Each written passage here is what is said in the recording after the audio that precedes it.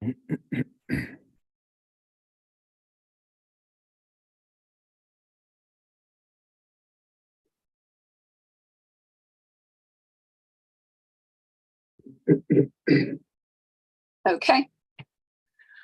Good morning, everyone. Thanks for joining us today. My name is Sandy Barr, and I am the chapter director for Sierra Club's Grand Canyon chapter. Good morning, everyone. Thanks for joining us today. My name is Sandy Barr, and I am the chapter director for Sierra Club's Grand Canyon chapter. Good morning, everyone. Thanks for joining us today. My name is Sandy Barr.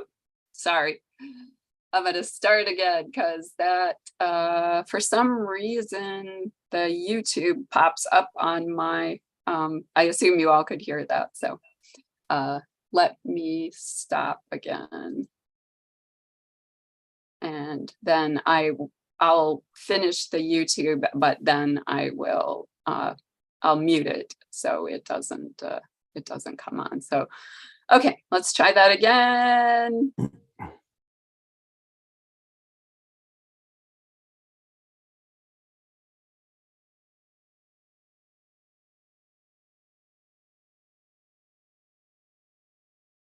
Okay.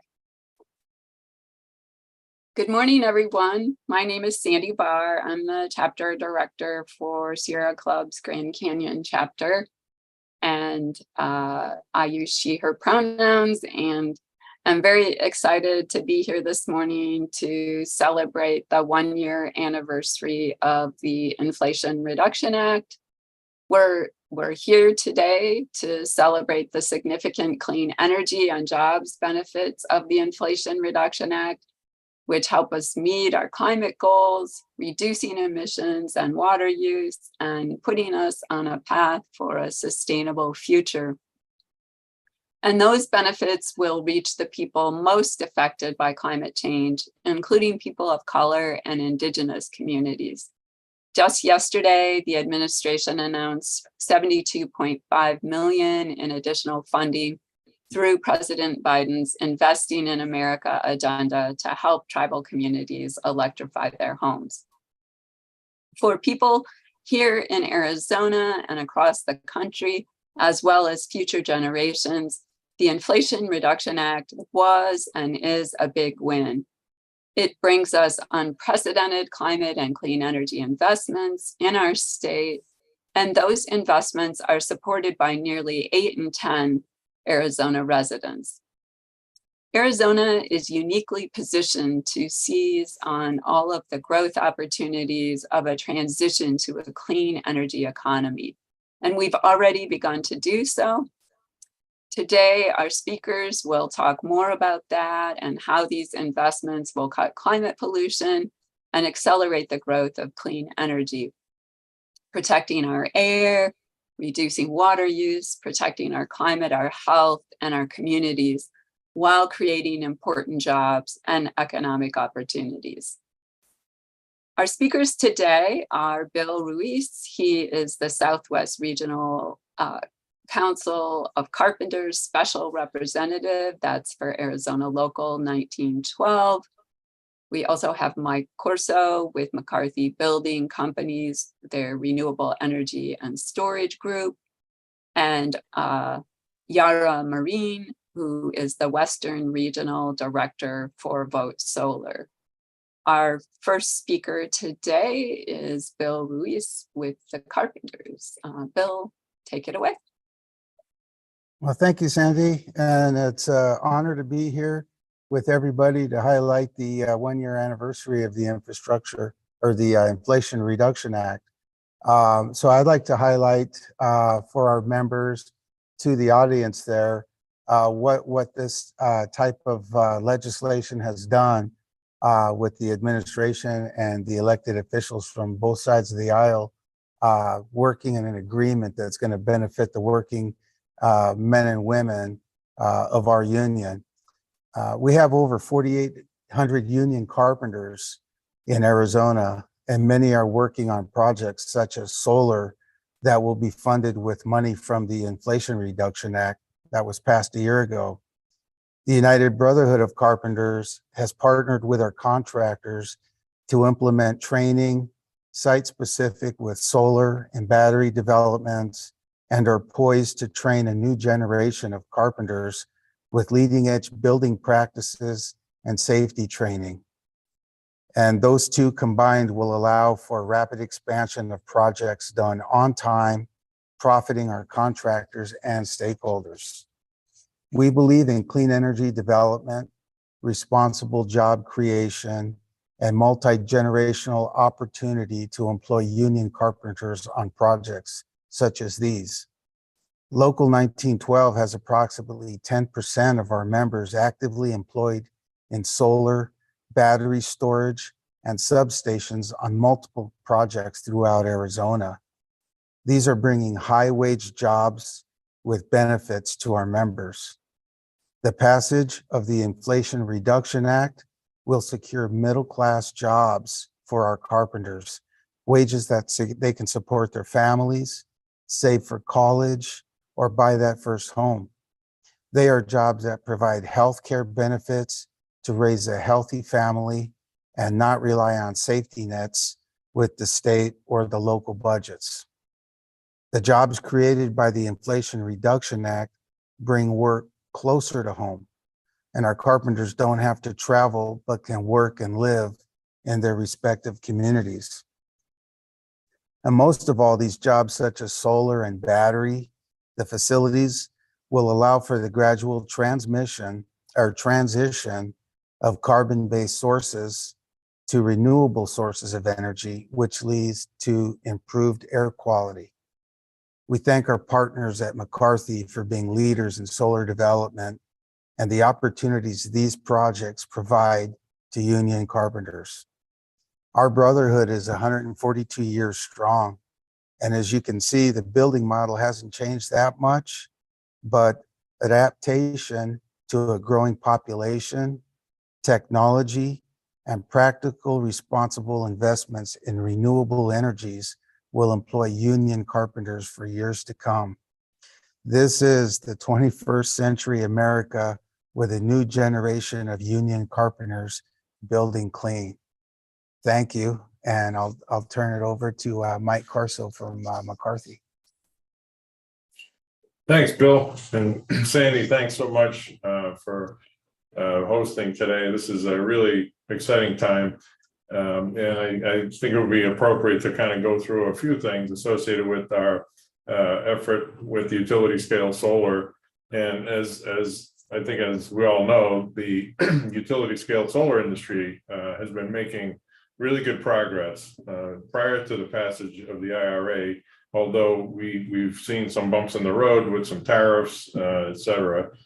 But we've generally seen steady growth in the industry as the technology has improved and more private sector businesses have made clean energy a priority in their site selection process, which is first and foremost, right, for the process that we're endeavoring on here. But I'd say since the IRA passed a year ago, there's even more activity across the country on the utility scale solar side, with more communities embracing the sustainable clean energy solutions, as well as storage, which Bill had mentioned as well. So just for a couple of notable stats, I think, that are appropriate. Just over the last year, the United States solar and storage companies have announced over $100 billion in new private sector investments. And by 2033, so about 10 years out, the projection is that the US will have installed about close to 700 gigawatts of solar capacity, which, you know, I think the most relevant stat there is that it's about 4 times the amount that's installed today, which is it's exponential for sure. Manufacturing, from a manufacturing standpoint, that's we're seeing a surge in that as well, where we've got 51 solar manufacturing facilities that have been announced or expanded upon just over the last year. And as it relates to energy storage, 65 gigawatt hours of manufacturing capacity has been announced across 14 new or expanded facilities, which is an absolute ton of work and effort there. So when we talk about Arizona, having been ranked 7th nationally for a total solar installed capacity in 22, that's jumped to number 5 this year, with about it's about 6.5 gigawatts of capacity installed, which is enough to power almost 1 million homes. And we're seeing, as of Q1 of 23, there's about 8,500-ish solar jobs and about 368 solar companies in the state, which include manufacturers, installers, developers. McCarthy's renewable energy team is based in Phoenix because of the progressive nature of solar development in Arizona. And since our involvement, since the infancy of solar here, it's provided firsthand insight into the development of utility scale solar on a national level. Bill talked a little bit about jobs, and I also want to talk about the impact that the IRA has to promote domestic manufacturing, which means jobs as well. And so if we talk about apprenticeship programs, the industry employment will nearly double from today to 2023. So if we're looking 10 years out, we've got about 260,000 jobs today, and that'll double. So we're probably looking at close to 500,000 by 2033, and on the construction side. And in the manufacturing side, we're talking about probably 100,000 jobs by 2033. So with all the new activity, we're poised for additional job growth, and it's no question that it can be difficult to find workers to take the new jobs that the sector is creating. McCarthy's having good success around the state and across the country, working with unions like Bill had just talked through, and as well as training workers through our accredited apprenticeship program on a national level. The value of a well-trained workforce increases with union partnerships, which provide training for individuals of any skill level and a career path with great wages and benefits to meet IRA requirements. Having started as a craft professional in the electrical arena myself, I can tell you firsthand how much it means to be given an opportunity to learn a skill and grow a career. And now being part of a team that's responsible for a national program of over 2,000 employees, it really means something. And our ability to work with vendors and suppliers to provide components so that the unions can provide the right kind of training and support when it's needed before they even come out to the field is an extremely valuable benefit that we're seeing. So the value, we're both seeing the value of a well-trained craft workforce. As we speak, we're building an IRA qualified solar facility in communities around the country. Several facilities. We have one facility in particular in Tonopah, Arizona. It's about 380 megawatts with about 300 megawatts of storage. And we'll have a peak of about 200, a little over 200 workers at peak construction. And we'll be building that with carpenters, operators, electricians, and laborers. And the majority of which will be hired from the local community, bringing the economic benefits to Tonopah. So based on the new IRA apprenticeship requirements, McCarthy expects to have about 240 apprentices on projects that we're building in Texas and Arizona this year alone. And this is another way that we're working to ensure the next generation of craft workers are trained to respond to the growth of the industry. So talking a little about sustainable clean energy infrastructure, as more private companies require clean energy sources and more communities set clean energy goals, we've got more clean energy infrastructure that's being built. And the need to reduce carbon emissions is absolutely undeniable. So in order to achieve this, utility scale solar and storage are key components. And with the IRA funding, we're definitely on the right track. When we talk about the solar deployment that's spurred by the Inflation Reduction Act, the projection is to offset about 665 million metric tons of carbon emissions over the next 10 years, as compared to a no IRA scenario. So after experiencing the past several weeks of record-breaking summer in Arizona, as we are aware of, helping to reduce carbon emissions and having more clean energy sources to power our homes and businesses is absolutely a top priority. So in summary, the impact of the IRA is only the beginning. And over the next decade, you heard the stats, but we'll expect to see extensive growth in solar and other forms of clean energy, along with positive economic impact on families and communities across Arizona and the nation, with new jobs across the solar energy sector, including a major growth in manufacturing and construction. So it's absolutely an exciting time. And with that, I'm going to turn it over to Yara. Thank you, Mike. Hi, good morning, everyone. My name is Yara Marin, and I'm the Interior West Regional Director with Vote Solar. Vote Solar is a clean energy advocacy organization working to move the U.S. to a 100% clean energy future. So the Inflation Reduction Act, as we've heard, is a huge step forward towards helping mitigate the worst impacts of climate change while also bringing significant tangible benefits to Arizona families. The climate and energy provisions of the Inflation Reduction Act, or the IRA, are a $370 billion down payment on a safe, reliable, resilient, and affordable clean energy future. This legislation will drive down energy costs for Arizona families.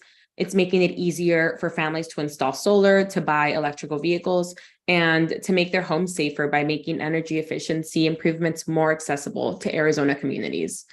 The IRA will bring an estimated $4.1 billion of investments in large-scale clean power generation and storage to Arizona by 2030.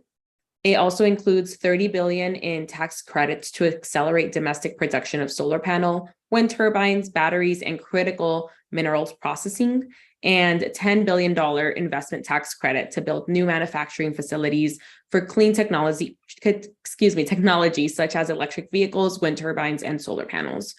I grew up in South Central Phoenix, and I never saw solar panels in my community. Now, experts estimate that an additional 150,000 Arizona households will install rooftop solar panels because of IRA investments.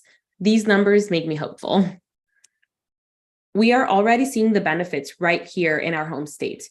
An American battery factory announced at the end of 2022 that the company had selected Tucson, Arizona to be home to their official headquarters. This specific site is estimated to bring hundreds of new jobs to the state, provide $1.2 billion in capital investment and $3.1 billion in economic impact, and help accelerate the growth of clean energy and a clean energy future. The federal funds unleashed by the Inflation Reduction Act will dramatically improve both the pace and the scale of transition away from dirty fossil fuels to clean renewable energy resources, but only if we remain focused on strategic, equitable implementation at the state and regional level. Thank you. Thank you so much, Yara, Bill, and Mike. I am going to add you back in here and see if they're, well, first of all, yeah, thank you. This is just a great day to celebrate something that is helping with climate, helping our economy, helping our air, and helping with water as well. All of those are critical, and also something that is especially benefiting those most affected by climate change. So a true reason to celebrate, and one of those win-wins that we often hear about, but seldom are really win-wins. This one is. So thank you, all of you, for your words, and appreciate the work that you're all doing to advance clean energy.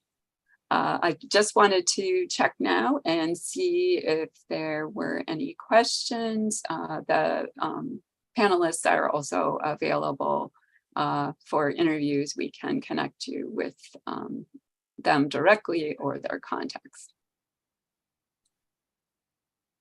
And I don't see any questions right now. Let me just look real quick and see if there are any hands or anything. All right. Nope. So again, thank you so much. We look forward to the more clean energy, more jobs, cleaner air, and just, you know, hopefully a cooler future for Arizona.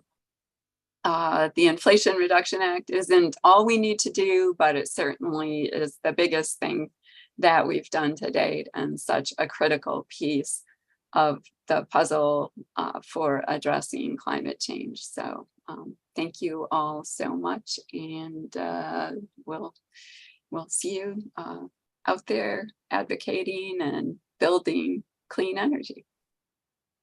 Just wanted to point out there is a question in the chat now. Oh, there we go. Sorry, Joan, I probably cut that off too soon. So Joan is asking, in your view, how have Arizona agencies and organizations performed on applying for funds through the IRA? I understand the process can sometimes be confusing, and not all states have been very well organized on getting those applications in. Any major successes or failures of note? Yara, do you want to field that one, or? Absolutely. Thank you for the question, Joanne. That's a great question. As many of us know, the governor recently reinstated the state energy office, or what's now considered the governor's office of resiliency. And the governor's office of resiliency is working really closely with state agencies and community organizations to make sure that there's alignment in applying for these federal funds and streamlining the money back to these agencies. So I think it's really going to be important for community organizations, municipalities, and cities to work really closely there and have just, and make sure that we're having alignment in these conversations. Sandy, do you have anything to add to that? No, I think the governor's office of resiliency has been keeping an eye on those deadlines. I know that there have been also several where Maricopa County or Maricopa Association of Governments and down in the Tucson area where they have applied. And there are still more to come. So there's like a first round where people have to put in an application to let the federal government know they're interested, and then that opens it up for a second round with more substantial funding. I think there's still work to do on letting more people in the public know about the benefits, and some of those aren't available yet. They're still working on making sure some of the energy efficiency and renewable energy benefits are available for individuals, and working on those programs. But I think so far they've done a good job. People that read the provisions are sometimes confused because they go, wait, how do I benefit for my heat pump if Arizona doesn't have an energy office? And that's where we need to make sure they understand that the Office of Resiliency is the place to go.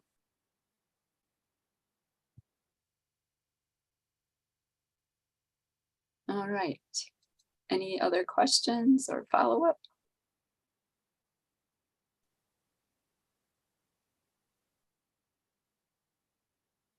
All right. Thanks again, everyone. Have a wonderful rest of your day. And again, if any of the media want to do follow-up conversations with any of the panelists, feel free to reach out to me, Sandy.Bahr, Bahr @sierraclub.org, and I can connect you with them. All right. Thank you, everyone. Thanks, everyone. Thank you.